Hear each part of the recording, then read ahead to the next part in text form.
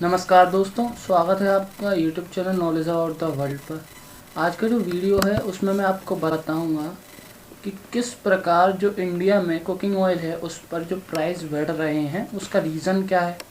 इस वीडियो में मैं आपको सारे रीज़न्स समझाने की कोशिश करूंगा आसान भाषा में। एट द एंड हम बात करेंगे सॉल्यूशंस पर कि क्या सॉल्यूशंस हो सकते हैं। जो एडिबल ऑयल है उसके प्राइस इतने क्यों बढ़ रहे हैं। मेरा नाम है तुषार गुप्ता। वीडियो को स्टार्ट करते हैं बिना किसी वक्त गवाए। A lot to know, a lot to discuss. देखिए, जैसा कि आपको पता है इंडियन मार्केट में जिस प्रकार एडिबल ऑयल के प्राइस बढ़ रहे हैं वो एक चिंताजनक विषय है। आप देखेंगे पिछली साल से इस साल तक जो प्राइस बढ़े हैं वो बहुत ही चिंताजनक स्थिति पैदा करते हैं। एक फैक्टर मैं आपको यहाँ पर समझाऊंगा कि जो सोशल मीडिया के थ्रू मैजिकल रेमेडीज़ फैलाई जा रही थी, लेमन को लेकर, सरसों के तेल को लेकर, कि ये दो चीज़ कोरोना से ट्रीटमेंट के लिए हेल्पफुल हैं, तो इनकी मार्केट में एकदम से डिमांड बढ़ी थी, इनके प्राइस भी बढ़े थे। पर देखिए, ये तो एक बहुत छोटा सा ही फैक्टर है। अगर आप एक ओवरऑल डाटा देखेंगे पिछली साल से इस साल तक का, तो आपको देखने को मिलेगा जो एडिबल ऑयल है उसके प्राइस में बहुत एक इंक्रीमेंट देखने को मिला है। पिछली साल से इस साल तक के जितने भी फैक्टर्स अफेक्ट करते हैं इन चीज़ों को मैं समझाऊंगा इस वीडियो में। आप एंड तक इस वीडियो को देखते रहिए। देखिए, मैं आपको समझाऊं जो 6 प्रकार के एडिबल ऑयल हैं। ग्राउंड नट ऑयल है, मस्टर्ड ऑयल है, वनस्पति ऑयल है, सोया ऑयल को लेकर, सनफ्लावर ऑयल, पाम ऑयल। अगर आप एक ओवरऑल व्यू देखेंगे तो मस्टर्ड ऑयल पर जो इंक्रीजमेंट देखने को मिला है वो 44% है पिछली साल से इस साल तक। जो 118 पर केजी पिछली साल हुआ करता था वो आज के प्राइस जो है वो 171 पर केजी है। आप सोया ऑयल और सनफ्लावर ऑयल की बात करेंगे तो 50% का इंक्रीमेंट देखने को मिला है। मैं आपके सामने एक ओवरऑल चार्ट रखूँगा, आप देखेंगे उसमें समझेंगे। देखिए, ये एक ओवरऑल मैंने चार्ट रखा है सभी ऑयल्स का। ग्राउंड नट ऑयल है, इसमें मस्टर्ड ऑयल है, वनस्पति ऑयल है, सोया ऑयल है, सनफ्लावर ऑयल है, पाम ऑयल है। देखिए, जो डार्क ब्लू साइड है वो पिछले साल के रेट हैं और जो लाइट ब्लू है वो इस साल के रेट हैं। आप देखेंगे सबसे ज़्यादा जो इंक्रीजमेंट देखने को मिला है वो सनफ्लावर ऑयल में 56.31% का। उसके बाद पाम ऑयल आता है 54.5%। इस प्रकार जो इंक्रीजमेंट देखने को मिला है वो 20%, 44% इस प्रकार देखने को मिला है। अब मैं आपको रीज़न्स पे बात करूँगा कि क्यों ये इंक्रीमेंट देखने को मिला है। ओवरऑल रीज़न्स की बात करेंगे हम। देखिए, पहला जो रीज़न निकल कर आता है वो है चेंज इन फूड हैबिट्स। अगर आप देखेंगे पिछले 3 दशकों से बहुत सारे बदलाव आए हैं।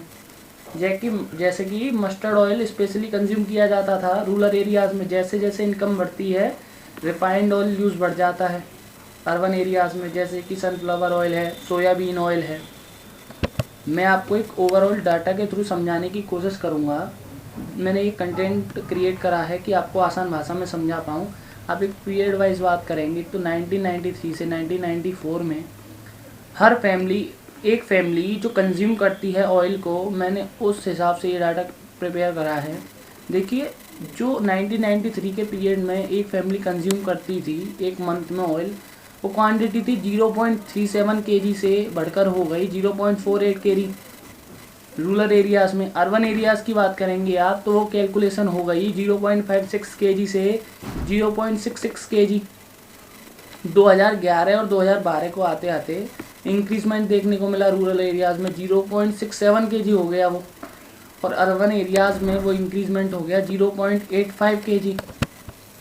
अब मैं आपको समझाऊंगा एक इंपोर्ट एक्सपोर्ट का फैक्टर, कितना प्रोडक्शन हो रहा है इंडिया में और कितना कंजप्शन हो रहा है। तो आप देखेंगे जो ओवरऑल कंजप्शन होता है इंडिया में वो होता है 23 से 25 मिलियन टन, और जो हमारा प्रोडक्शन होता है वो है 10 मिलियन टन। जो एक गैप आता है वो ओवरऑल गैप 13 मिलियन टन का है जो हमें इंपोर्ट करना पड़ता है दूसरी कंट्रीज से। आप इससे समझ सकते हैं ये एक बहुत ही चिंताजनक विषय है कि प्रोडक्शन है कम और कंजप्शन है ज़्यादा। तो ये एक प्राइस को इंक्रीजमेंट का बहुत बड़ा फैक्टर है। आप ओवरऑल देखते जाएंगे हर वर्ष ये इंक्रीजमेंट बढ़ता ही जा रहा है कंजप्शन का। अब मैं आपको बताऊंगा जो हम ये 13 मिलियन टन, हम देखिए 56% जो अपना ऑयल है एडिबल ऑयल है उसको इंटरनेशनल मार्केट से परचेज़ करते हैं। अगर ये क्वांटिटी को आप क्रूड ऑयल की देखेंगे क्वांटिटी, तो 80 से 90% जो हम ऑयल क्रूड ऑयल ख़रीदते हैं वो इंटरनेशनल मार्केट पे डिपेंड है हम। अब किस प्रकार इंटरनेशनल मार्केट में दाम बढ़े हैं उसको मैं कवर कराऊंगा, क्या रीज़न है। पहले आप इन दोनों चीज़ों को समझिए जो कि इंडियन मार्केट के लिए, एडिबल मार्केट के लिए इम्पोर्टेंट है। क्रूड पाम ऑयल जो लास्ट ईयर 2281 रिंगिट था, देखिए रिंगिट मलेशिया की करेंसी है, वो इस वर्ष हो चुका है 3890 रिंगिट। अगर आप आज भी गूगल पे सर्च करेंगे तो आपको ये डाटा देखने को मिल जाएगा। सोयाबीन प्राइस जो हैं वो शिकागो बोर्ड ऑफ ट्रेड पर पिछली साल थे $306, आज वो प्राइस बढ़कर हो चुके हैं $559। तो एक बहुत बड़ा इंक्रीजमेंट देखने को मिला है इंटरनेशनल मार्केट में। इसके रीज़न्स क्या हैं, इन रीज़न्स को भी मैं कवर करूँगा, आपको समझाऊँगा। जो पहला सबसे बड़ा रीज़न है वो आप देखेंगे तो आपको समझ में आएगा। देखिए आप देखेंगे समझेंगे तो आपको देखने को मिलेगा एक शिफ्टिंग प्रोसेस स्टार्ट हो गई है। एडिबल ऑयल का जो यूज़ है वो फूड बास्केट से फ्यूल बास्केट की तरफ बढ़ रहा है, डिमांड बढ़ रही है। जो मेन फोकस है वो ये है कि रिन्यूएबल फ्यूल्स की तरह कैसे यूज़ किया जा सकता है एडिबल ऑयल्स। स्पेशली आप अगर देखेंगे यूएस और ब्राज़ील में तो एडिबल ऑयल को रिन्यूएबल फ्यूल्स की तरह इस्तेमाल करने की पूरी कोशिश चल रही है। आप इंडिया में एक्टिविटीज़ को देखेंगे तो फ़िलहाल में जो हमारे पेट्रोलियम मिनिस्टर हैं धर्मेंद्र प्रधान, उनका भी एक स्टेटमेंट आया है। एक इंडिया में प्रोजेक्ट सेटअप किया जाएगा कैसे हम वेस्ट कुकिंग ऑयल से डीजल का प्रोडक्शन कर सकते हैं। अगर आप चाहते हैं मैं उस पर वीडियो बनाऊँ तो आप मुझे कमेंट में बताइए।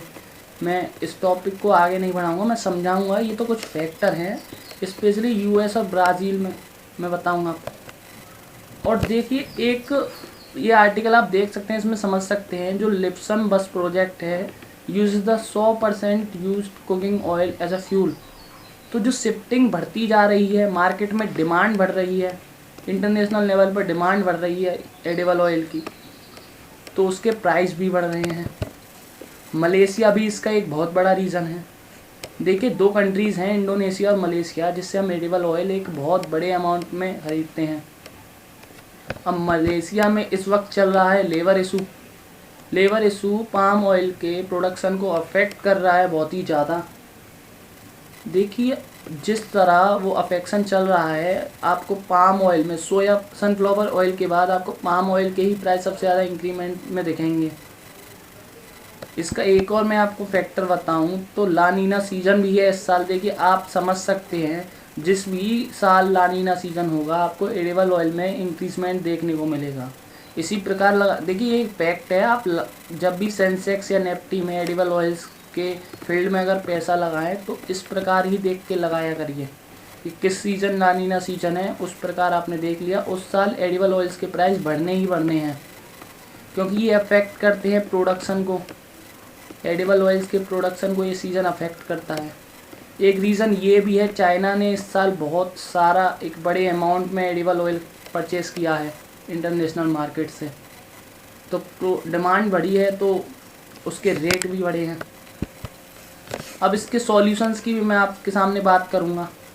देखिए मैं आपको बताऊं एक जो मेन फैक्टर है, मेन इशू है, वो ये भी है मलेशिया और इंडोनेशिया जिससे हम सबसे ज़्यादा ऑयल इंपोर्ट करते हैं, उनने अपनी एक्सपोर्ट ड्यूटीज़ बढ़ा दी हैं। अब यहाँ पर एक सॉल्यूशन ये निकल के आता है कि अगर वो एक्सपोर्ट ड्यूटीज़ बढ़ा रहे हैं तो इंडिया को अपनी इंपोर्ट ड्यूटीज़ कम करनी पड़ेंगी। Agriculture infrastructure and development cess और वेलफेयर सेस के नाम पर 35.75% का जो इंपोर्ट ड्यूटीज़ लगती हैं गवर्नमेंट को वो कम करनी पड़ेंगी, जब ही लोगों को कुछ रिलीफ मिल सकता है। गवर्नमेंट को समझना पड़ेगा कैसे जनता को रिलीफ प्रोवाइड किया जा सकता है। जो 40% तक इंपोर्ट ड्यूटीज़ पहुंच जाती हैं उनको कम करना पड़ेगा। देखिए ओवरऑल व्यू में आप वीडियो में देखेंगे तो मैंने कोशिश करी है कि मैं आपको समझा पाऊँ वो सारे रीज़न्स, और एक सॉल्यूशन के बारे में भी हमने बात करी है। At the end of the video मेरी आपसे विनती है और मुझे आशा है कि आपको ये वीडियो समझ में आई होगी। अगर आपका कोई भी डाउट है तो कमेंट सेक्शन में मुझे बताइए। सब्सक्राइब करिए इस चैनल का, हमारे चैनल का नाम है knowledge about the world. Video को ज़्यादा से ज़्यादा लोगों तक शेयर करिए, प्रेस करिए लाइक बटन। जय हिंद, जय भारत।